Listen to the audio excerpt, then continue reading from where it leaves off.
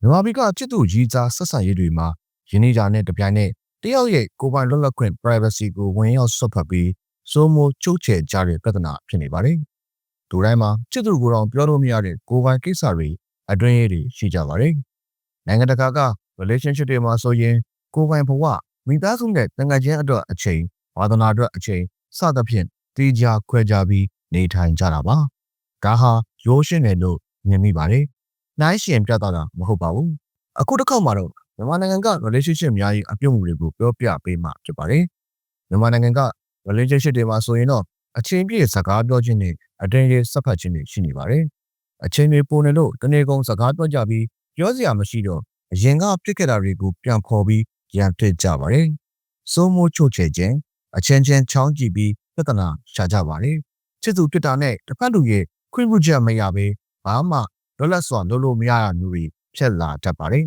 ။ပတ်ဝန်းကျင်နဲ့အဆက်အသွယ်ဖြတ်ခြင်း